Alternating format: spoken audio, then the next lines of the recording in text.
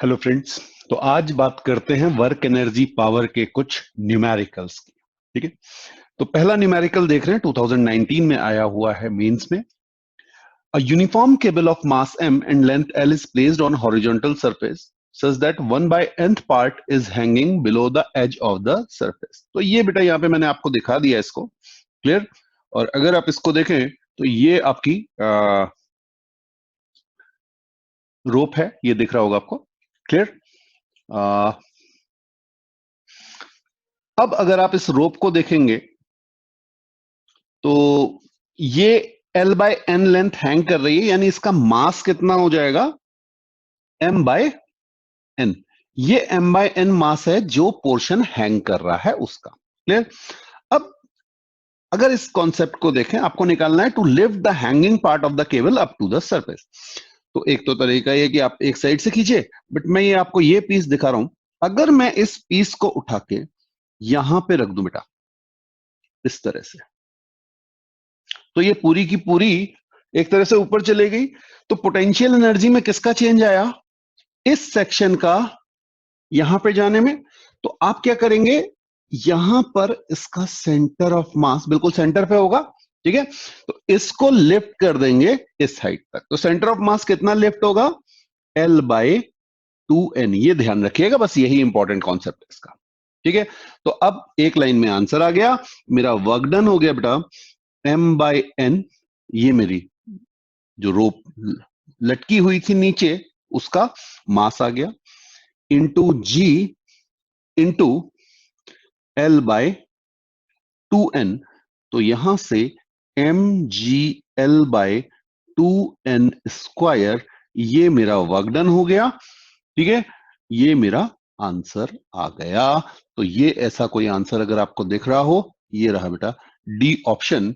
तो ये इसका आंसर है। सेकंड क्वेश्चन देखते हैं। A block of mass m is kept on a platform which starts from rest with constant acceleration g by 2। Okay, तो ये आपको गिवन है, work done by normal reaction. Okay, तो सबसे पहले तो बेटा चेक करें कि हमारा नॉर्मल क्या आएगा। तो हमारा जो नॉर्मल आता था वो m g प्लस a, क्योंकि ये एक्सेलरेशन ऊपर की ओर है, ठीक है। तो हमारा नॉर्मल ये आ जाएगा। तो ये मेरा आ जाएगा m into ji plus g by 2, या इसी को मैं डायरेक्टली लिख सकता हूं 3mg बाय 2। ये नॉर्मल आ गया, और ये फोर्स मेरा कैसा हो गया बेटा, कांस्टेंट, ठीक है। अब फोर्स तो मुझे मिल चुका है, मुझे चाहिए displacement S is equal to. अब अगर आप देखें यहां पे लिखा हुआ है स्टार्ट कहां से हो रहा है, रेस्ट से। तो S is equal to half a t square, और ये मेरा हो जाएगा half g by 2 t square. तो ये मेरा डिस्प्लेसमेंट आ गया। अब एक लाइन में फिर से W is equal to N S, clear. N मेरा है 3/2 mg, और ये मेरा है g/4 टी स्क्वायर। तो मेरा वर्क डन आ जाएगा 3/8 m g square t square, clear. तो W is equal to 3/8 mg square t square. ये मेरा आंसर आ गया, और ऐसा आंसर आपके पास कहां पर है, ये बी ऑप्शन में ये आंसर आपको दिया हुआ।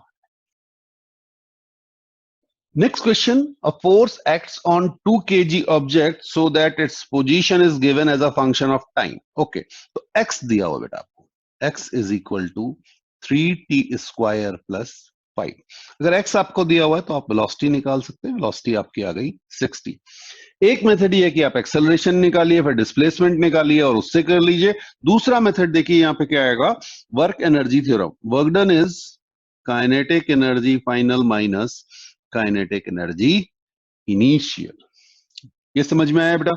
अब अगर आप यहां पे देखेंगे तो kinetic energy initial T is equal to 0 पे अगर मैं V निकालूं तो मेरी वो हो जाएगी 0, तो यानी U इज इक्वल टू 0 आ गया, क्लियर है। तो काइनेटिक एनर्जी इनिशियल मेरी क्या हो गई, 0। तो काइनेटिक एनर्जी फाइनल जो है वही मेरा वर्क डन है, और एक लाइन में आपका आंसर आ गया हाफ इंटू मास दिया हुआ है 2 इंटू बी स्क्वायर यानी 6 इंटू टी 5 दिया हुआ है होल स्क्वायर। ये समझ में आया बेटा? ये v हो गया, ठीक है। 2 से 2 कैंसिल हो गया, ये आपका आ गया 900 जूल। तो आपका आंसर है 900 जूल। बी ऑप्शन करेक्ट है। नेक्स्ट क्वेश्चन देखते हैं बेटा। यहां पर आपको एक रबर बैंड दिया हुआ है और उस पर फोर्स दिया हुआ है A X plus B X square, और ये देखते ही आपको क्लियर हो गया ये फोर्स क्या है बेटा? वेरिएबल फोर्स है। Okay, A and be constant दिए हुए हैं। The work done in stretching the unstretched rubber band by length L. Okay, तो यहां पे हमें पता है integration F D x variable force के लिए आ जाता था, लिमिट डाल देंगे x1 टू x2 या x initial to x final. Okay, तो यहां पर जब आप इसको इंटीग्रेट करेंगे तो ये आपका A X plus B X square D X, इसको इंटीग्रेट करना है, लिमिट हो जाएगी, पहले अनस्ट्रेस था वहां से एल, तो ये आपका आ जाएगा बेटा A X square by 2 plus B X cube by 3। हाँ, integration A X plus B X square D X, ठीक है, is equal to A X square by 2 plus B X cube by 3 is equal to A L square by 2 plus B L square B L cube by 3। तो ये हमारा answer आ गया, और ऐसा answer अगर आप देखेंगे तो सी ऑप्शन आपको दिख रहा है, तो ये रहा हमारा आंसर। क्लियर? तो ये आपका आंसर आ गया। एक क्वेश्चन और देखते हैं बेटा। A particle moves in one dimension from rest under the influence of a force that varies with the distance traveled by the particle as shown in the figure. Okay, तो आपको यहां अगर आप देखें तो F और S ग्राफ दिया हुआ है बेटा, और FS ग्राफ अगर आपको दिया हुआ है तो आपको ये पता है कि हमारा एरिया ऑफ FS ग्राफ ये किसके बराबर होता है बेटा? वर्क के। ठीक है, क्लियर? अब आपको निकालना है kinetic energy of the particle 3 metre चला, तो पूरा एरिया ले लेंगे कवर करने के लिए, ठीक है।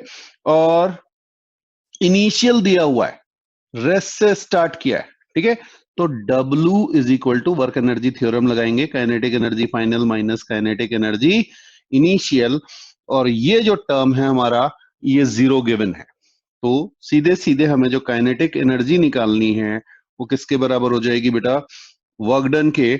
और ये एरिया जब हम कैलकुलेट करेंगे तो इस एरिया को हम इस तरह से कैलकुलेट कर लेते हैं, ठीक है। तो एक तो हमारा ये वाला पोर्शन है, तो ये हमारा हो जाएगा 2 इंटू 3 प्लस हाफ इंटू ये आपका 1 है और ये भी आपका 1 है, तो 1 इंटू 1, तो ये आपका टोटल आ गया 6.5 जूल। क्लियर? तो अगर आप देखें ये आपका आंसर रहा सी। तो इस तरह के क्वेश्चंस भी बेटा आपको मिलते हैं जेई मेंस में, जिन्हें शायद करने में 30 सेकंड भी आपको ना लगे। एक और क्वेश्चन, यहां आपको बेटा फोर्स दिया है और डिस्प्लेसमेंट दिया हुआ है। क्लियर? तो आपको पता है W is equal to F dot D या एफ डॉट एस, जो भी आप कहना चाहें, this is equal to 3i cap minus 12 J cap, ठीक है, डॉट 4i कैप। तो इसको आप सॉल्व करेंगे तो 12 आ गया बेटा। अब ध्यान रखिएगा ये 12 जूल क्या आया बेटा? मेरा वर्क डन आया है, और मुझे निकालना क्या है? काइनेटिक एनर्जी, ठीक है। और इनिशियल काइनेटिक एनर्जी यहां दी हुई है आपको 3 जूल। तो सीधे सीधे फॉर्मूला लगाइए, work done is equal to kinetic energy final minus kinetic energy initial. इस क्वेश्चन में बस एक ही यही था कि आप कई बार आप ये यहां से सीधे आंसर ये दिखता है और बच्चे इसको टिक कर देते हैं, तो ये मत कीजिएगा।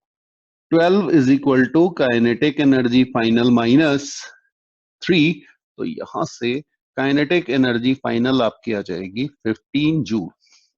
ओके, तो इस तरह के क्वेश्चंस भी आपको मिलते हैं।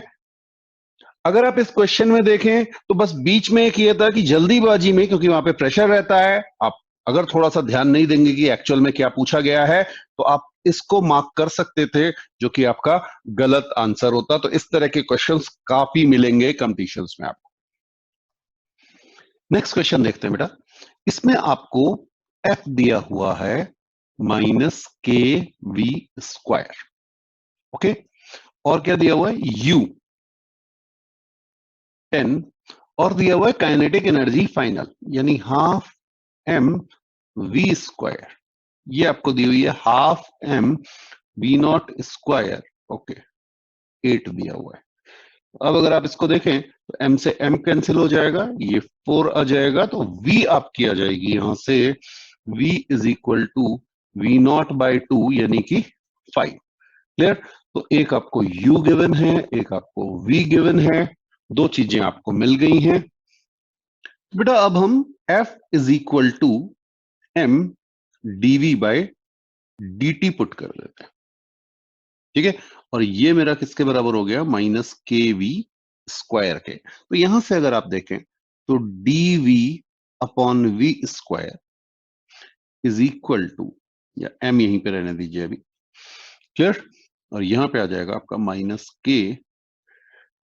इसको आप इंटीग्रेट कर लीजिए, लिमिट डाल देते हैं। जब हमारा टाइम था 0 तो हमारी स्पीड थी 10, और जब हमारा टाइम था 10 तो हमारी स्पीड थी 5। ठीक है, ये गिवन है बेटा, और ये हम यहां से निकाल चुके हैं। तो बस इसको सॉल्व करना है। m की वैल्यू आपको दी हुई है 10⁻², तो 10⁻², इसको आप इंटीग्रेट करेंगे, ये आपका जाएगा -1/v लिमिट 10 से 5 is equal to -kt limit 0 से 10। क्लियर? तो अब अगर आप देखें तो यहां पे आपका आ जाएगा -10⁻²। ये आपका माइनस माइनस मैं कैंसिल कर दे रहा हूं बेटा। ठीक है, तो ये आपका आ जाएगा 1/5 -1/10 is equal to k into 10। तो यहां से k की वैल्यू आ गई 10⁻⁻4। ओके, और ये अगर आप आंसर देखें तो ये बी ऑप्शन आपका गिवन है, आपको 10⁻⁻4 kg/मीटर। तो ये आपका आंसर आ गया। नेक्स्ट क्वेश्चन है बेटा, यहां पर जो आपको फोर्स दिया हुआ है वो आपको दिया हुआ है 60। ओके, टाइम डिपेंडेंट है, और पार्टिकल का मास दिया हुआ है 1 kg, और पूछा क्या है, वर्क डन। ठीक, तो अब एक तरीका तो यह है कि आप यहां से एक्सेलरेशन कैलकुलेट कर लीजिए, फिर वेलोसिटी, फिर डिस्प्लेसमेंट, और f.x लगा दीजिए। एक उससे भी आसान मेथड है। अब देखिएगा यहां पर क्या है, आपको दिया हुआ है ft ग्राफ। तो अगर मैं ft ग्राफ बनाऊं तो ये कुछ इस तरह का ग्राफ बनेगा। ये 1 सेकेंड है, और ये मेरा हो जाएगा 6 न्यूटन। क्लियर? तो ये यहां पर दिया हुआ है f is equal to 60। Clear? अब कुछ लोग सोच रहे होंगे मैं एरिया से कैसे कैलकुलेट करूंगा, तो अभी बता रहा हूं बेटा। ये जो एरिया है ये है आपका एफ टी ग्राफ का एरिया। तो area of F T graph, force time graph, ये आपको देता है चेंज इन मोमेंटम। क्लियर? और इनिशियली दिया हुआ है रेस्ट, तो ये आपका किसके बराबर हो जाएगा, मोमेंटम के, फाइनल मोमेंटम के। और फाइनल मोमेंटम आपका सीधे सीधे आ गया बेटा हाफ इंटू 6/1। ठीक, तो फाइनल मोमेंटम आपका आ गया 3 kg/s। तो ये आपका फाइनल मोमेंटम आ गया।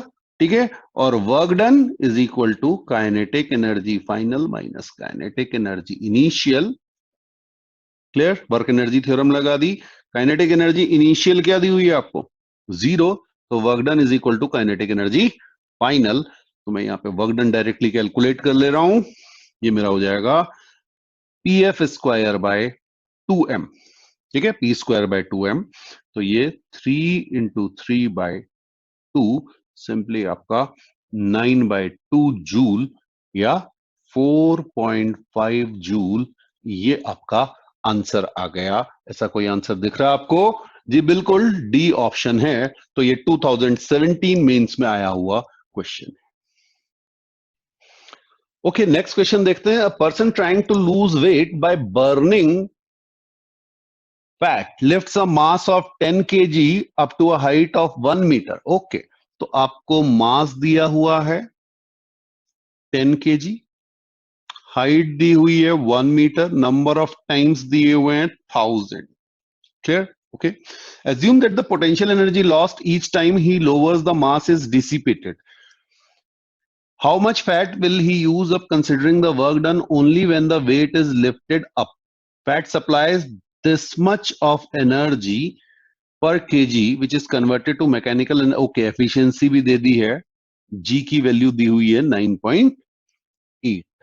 ओके, तो अब देखिए, एक बार लिफ्ट करने में जो एनर्जी होगी या वर्क डन उसे करना पड़ेगा, वो क्या आएगा बेटा? mgh। और n टाइम्स के लिए n इंटू mgh। तो इतना वर्क उसने किया, बाकी वाली एनर्जी तो निकल ही गई, इतनी एनर्जी चाहिए उसको। ठीक है, तो ये आपका हो गया 1000 इंटू 10 इंटू 9.8 इंटू 1 जूल। इतनी एनर्जी तो चाहिए बेटा। क्लियर? 1000 बार लिफ्ट करने के लिए। और आपको दिया हुआ है 20% एफिशिएंसी। क्लियर? तो आपको फैट कितना बर्न करना पड़ेगा? Burn fat is equal to, या energy due to burning fat, energy due to burning fat 1000 into 10 into 9.8 into 5। ये समझ में आया बेटा? 20% ही एफिशिएंसी रेट है, तो जब आप इतना काम करेंगे तो इसके लिए आपको एनर्जी मिलेगी। क्लियर? और ये आपको दिया हुआ है 1 kg से इतनी है। ठीक, तो यूनिटरी मेथड, तो टोटल जो आपके बर्न फैट, ठीक है, ये आपका केजी में आ जाएगा। ये आपका आ जाएगा 10 to the power 4 into 9.8 into 5 divided by 3.8 into 10 to the power 7। Clear? तो अब अगर आप इसे सॉल्व करेंगे तो ये आपका 10 टू द पावर -3 आ गया। ये आपका आ गया 9.8 इंटू 5, तो ये 49। ठीक है, 49 by 3.8 into 10 to the power -3 kg। तो ये लगभग 412 के आसपास वाला जो आंसर है, ये आंसर है बेटा, डी वाला आंसर इसका। क्योंकि आप इसको डिवाइड करेंगे तो कई बार आपको डिवीजन की जरूरत होती नहीं, बहुत क्लोज दिया होता तो बात अलग है। अदरवाइज आपका 12.89 into 10 to the power -3 kg, ये आपका आंसर आ गया। ठीक है जी, ओके। एक और क्वेश्चन देखते हैं बेटा। यहां पर भी आपको एफ टी ग्राफ दिया हुआ है, एफ टी ग्राफ दिया हुआ है। क्लियर? और मास दिया हुआ है, टी इज इक्वल टू 0 पे रेस्ट पे था, ये भी गिवन है। और force varies, the kinetic energy निकालनी है आफ्टर 4.5 सेकंड, पूरे टाइम के बाद। ओके, तो ये बिल्कुल उसी तरह का क्वेश्चन है जैसा हमने थोड़ी देर पहले किया था। द ओनली डिफरेंस इज कि यहां पर अगर आप देखें तो ये एरिया पॉजिटिव है और ये एरिया, मैं इसको रेड कलर से बना दे रहा हूं, ये एरिया नेगेटिव है। ठीक है, तो अब अगर आप देखें तो जो आपका एरिया आएगा, ठीक, तो हाफ इंटू 4 इंटू 3 ये आ जाएगा, माइनस हाफ इंटू 1.5 इंटू, अब अगर आप देखें सिमिलर ट्राइंगल से ये वैल्यू नहीं दी हो बेटा, सिमिलर ट्राइंगल से आपको पता है ये वैल्यू 2 है। ठीक है, तो आप इसको देखेंगे, ये आपका आ जाएगा 6 माइनस 1.5 दैट इज 4.5। ठीक है, अब ध्यान रखिएगा ये एरिया आया है, ये आंसर नहीं है। फिर से देखिए कंफ्यूज करने के लिए यहाँ पे एक वैल्यू दी हुई है, ये अभी नहीं पता हमें कि क्या होगा। क्लियर? तो ये मेरा क्या आया, P final minus P initial that is 4.5, because ये मेरा कौन सा ग्राफ है, एफ टी ग्राफ। ये ध्यान रखना है, एफएस ग्राफ नहीं है बेटा। तो खट से एरिया निकाल के ये मत कर देना, ये तो गलती हो जाएगी। ओके, अब अगर आप देखें तो काइनेटिक एनर्जी फाइनल इज, क्योंकि इनिशियल 0 है, ये आपकी P F square by 2m, और ये आपका हो गया 4.5 इंटू 4.5 बाय 2 इंटू 2। क्लियर? तो मेरे ख्याल से 5.06 आ जाएगा, एक बार चेक कर लें। 4.5 इंटू 4.5 20.25 बाय 4, तो 5.06 आपका आंसर आ गया। ठीक है, मैं यहां पे लिख भी दे रहा हूं 5.06 जूल, और ये ऑप्शन आपको दिया हुआ है यहां पर। एक ये क्वेश्चन देखते हैं, ये प्योरली वर्क पावर एनर्जी का तो क्वेश्चन नहीं है बेटा, बट ये सर्कुलर मोशन का आ जाता है, तो कई बार वर्क पावर एनर्जी में वर्टिकल सर्कुलर मोशन लेके इसको कंसीडर कर लिया जाता है, बट ये उस तरह का क्वेश्चन है नहीं बिल्कुल। तो आपके पास एक बीड है यहाँ पे, ठीक है, और अगर आप इसका फ्री बॉडी डायग्राम बनाएंगे तो एक आपका होगा mg फोर्स, एक आपका होगा नॉर्मल, और बेटा यहां पे है सेंटर जहां पर ये इस तरह से चक्कर लगा रहा होगा, और ये रेडियस आपको गिवन है, ये रेडियस आपको दिया हुआ है r/2। क्लियर? ठीक, और एंगुलर वेलोसिटी भी दी हुई है आपको ओमेगा। तो ये क्लियर है कि यहां पर हम इस नॉर्मल को ब्रेक करेंगे, बिकॉज हमारी एक्स एक्सेस हमें ये लेनी पड़ेगी वाई ए, क्योंकि मैंने आपसे कहा था एक एक्सेस हमेशा एक्सेलरेशन के डायरेक्शन में लेना जरूरी है। नहीं देखा तो फोर्स का लेक्चर जरूर देख लीजिएगा बेटा। अब अगर मैं इसके कंपोनेंट ले लूं तो ये कंपोनेंट आ जाएगा एन साइन थीटा, और ये कंपोनेंट आ जाएगा एन कॉस थीटा। क्लियर? तो अगर आप यहां से देखें तो N cos theta is equal to M, radius है r/2 ओमेगा स्क्वायर। प्लीज बेटा यहां पे ध्यान रखिएगा किस चीज का, ये रेडियस अलग है, जिस सर्कुलर पाथ में ये घूम रहा है वो मेरा रेडियस मुझे r/2 दिया हुआ है। ओके, ठीक है जी। तो अगर आप यहां पे देखेंगे, हमें वैल्यू किसकी निकालनी है, ओमेगा स्क्वायर निकालना है, और कॉस थीटा, कॉस थीटा हमारा निकल आएगा बेटा, ये देखिए कॉस थीटा यहां से निकल के आएगा, ये एंगल मैंने माना है थीटा। ठीक है, तो cos theta is equal to r/2/r, तो ये आ गया आपका हाफ। तो कॉस थीटा की वैल्यू हाफ आ गई। ओके, अब देखिए एक इक्वेशन मेरी और बन जाएगी, वो यहां से बना लेते हैं, एन साइन थीटा,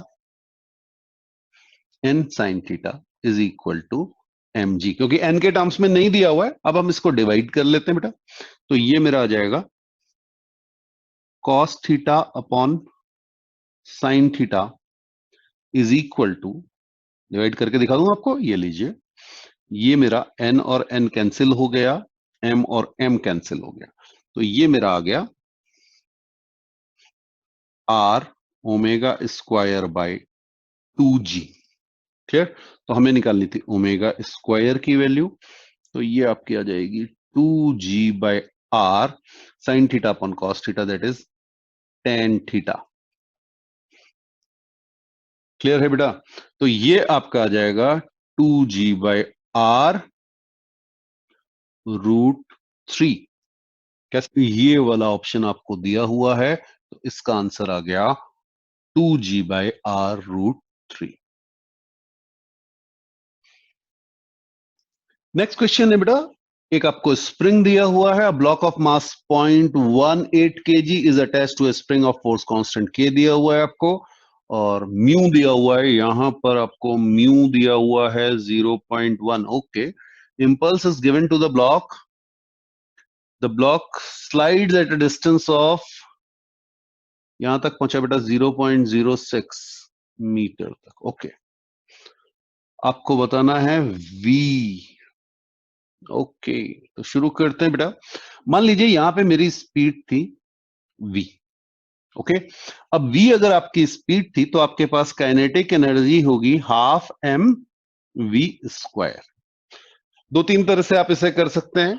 अब अगर आप इसको बिल्कुल कॉमन सेंस से देखें तो बेटा जो भी आपकी एनर्जी थी या तो वो कहां स्टोर हो गई, स्प्रिंग में। तो स्प्रिंग अगर एक्स प्रेस हुआ तो एनर्जी कितनी स्टोर हो गई, हाफ के एक्स स्क्वायर। ठीक है, और साथ में एक एनर्जी डिसिपेट हुई फ्रिक्शन के अगेंस्ट, तो वो म्यू एम जी एक्स हो गई। ये समझ में आया बेटा? क्यों? जब आप इस ब्लॉक को देखेंगे तो इस पे mg फोर्स नीचे लग रहा है, नॉर्मल ऊपर लग रहा है, और इस डायरेक्शन में लग रहा है फ्रिक्शन, और फ्रिक्शन की वैल्यू है म्यू mg। अब कुछ लोग कहेंगे सर आपने माइनस में क्यों नहीं लिखा? बिल्कुल सही बात है, वर्क डन आपका नेगेटिव हुआ है, क्लियर। बट जब आप इसको कैलकुलेट करेंगे half M V square energy को, तो वो एनर्जी इन दोनों में चले गई, इसलिए ऐसे लिखा जाता है। ठीक है, अगर वर्क एनर्जी थ्योरम के हिसाब से लिखते तो आप क्या लिखते, work done by spring force plus work done by friction is equal to kinetic energy final minus kinetic energy initial. ये मैं आपको इसलिए लिख के दिखा रहा हूं साइड में कि आपको कोई कंफ्यूजन ना रहे, इसमें बड़ा कंफ्यूजन होता है साइन का। तो work done by spring force is minus half K X square, work done by friction is minus mu M G X. देख रहे हैं आप क्या हो रहा है, काइनेटिक एनर्जी फाइनल जीरो हो गई, minus half M V square. तो अब अगर आप इसको सॉल्व करेंगे तो आपकी इक्वेशन यही बन जाएगी बेटा, half M V square is equal to half K X square plus mu M G X. ये समझ में आया बेटा? क्योंकि ये माइनस माइनस माइनस सब जगह प्लस हो गया। ठीक है, तो आप डायरेक्टली कॉमन सेंस से भी इसको कर सकते हैं, बट प्लीज साइन कन्वेंशन का ध्यान रखिएगा, या आप सीधे वर्क एनर्जी थ्योरम लगा दीजिए। तो बस आपको यहां पे वैल्यू पुट करनी है, तो जल्दी से देखें। एम कितना दिया हुआ है बेटा, half into 0.18 into V square is equal to half के, आपको दिया हुआ है 2 इंटू एक्स स्क्वायर। एक्स दिया है कहीं, एक्स दिया हुआ है 0.06, तो 6/100 का होल स्क्वायर कर दें, प्लस म्यू दिया हुआ है 0.1, एम दिया हुआ है 0.18 इंटू जी आपका हो गया 10 इंटू एक्स आपको दिया हुआ है 6/100। ये आपका आएगा, और इसे आपको सॉल्व करना है। ठीक है जी, तो देखें जरा सॉल्व करके। तो अगर आप इसे सॉल्व करेंगे तो 2 से ये आपका आ जाएगा 0.09।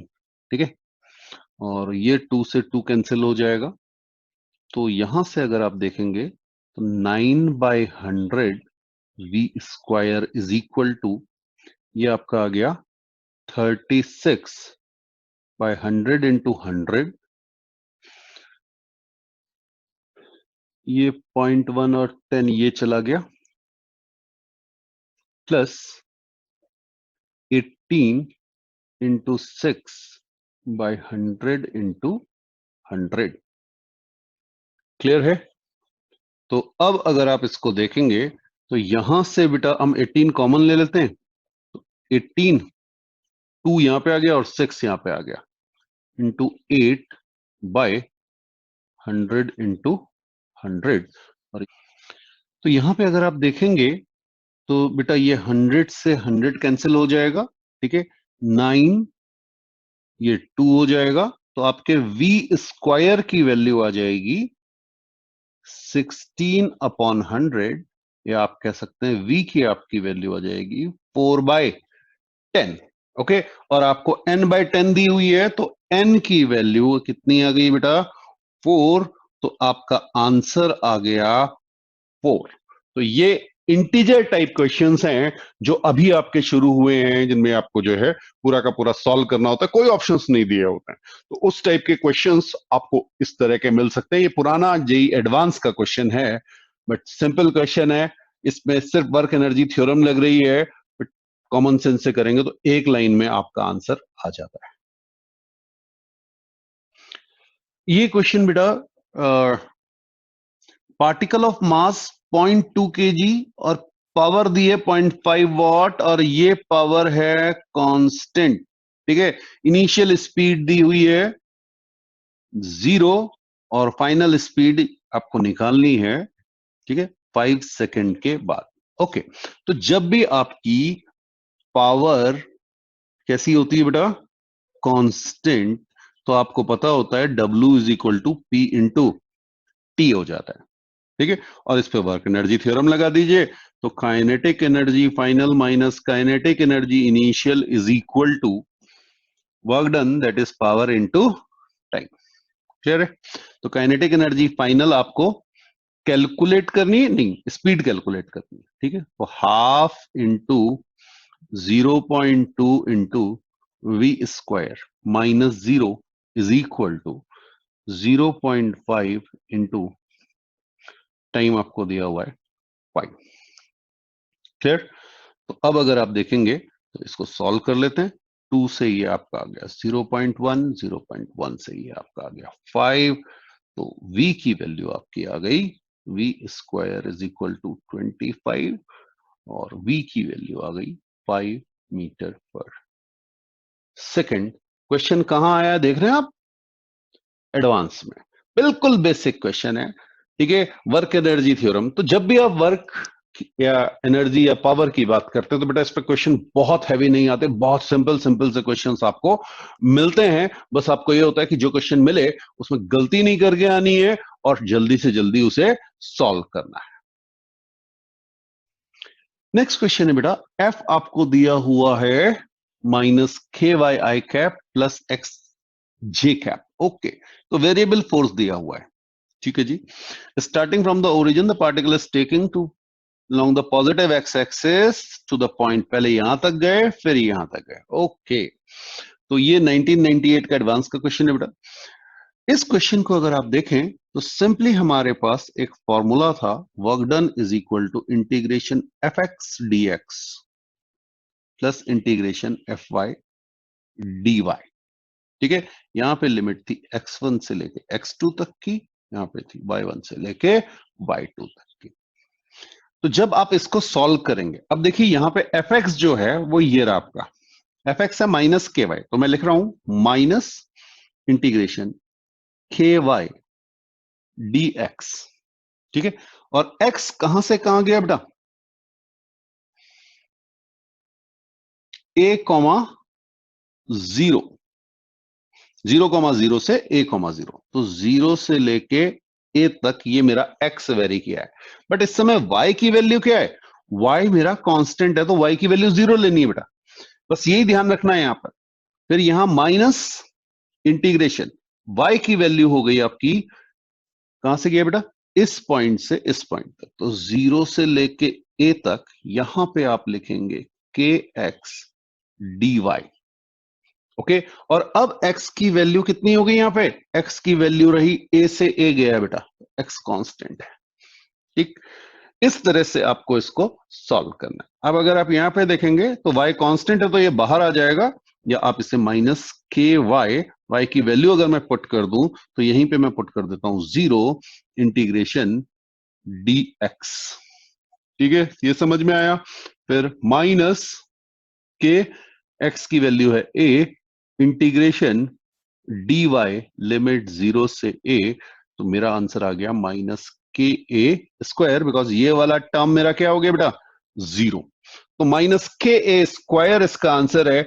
ये रहा इसका आंसर। एक मैं तरीका आपको और बता दूं, वो भी कई बार यूज किया जाता है। देखिए यहां से, ठीक है, आप क्या लिख सकते हैं, minus K Y D x minus के एक्स डी वाई, यही था, ये था मेरा वर्क डन। ओके, अब आपको पता है कि जब इस तरह की सिचुएशन होती है तो मैं इसको माइनस के integration Y D X plus X D Y लिख सकता हूं।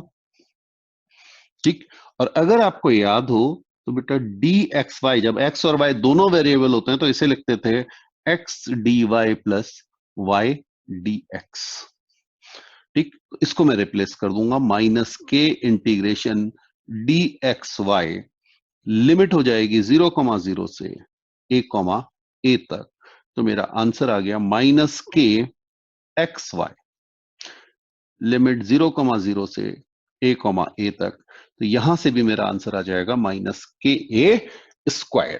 तो ये अगर आपको मैथ्स में कंट्रोल है तो, अदरवाइज आप इस मेथड से कीजिए। जिस लाइन पे चल रहे हैं उसने बताया हुआ है बेटा पाथ, तो जब आप एक्स एक्सिस पे चल रहे हैं तो आपका एक्स वाई कांस्टेंट, और जब आप ऐसे मूव कर रहे हैं तो आपका एक्स कांस्टेंट। बस ये कॉन्सेप्ट आपको लगाना है। तो आज के लिए यहां पर कंप्लीट करते हैं।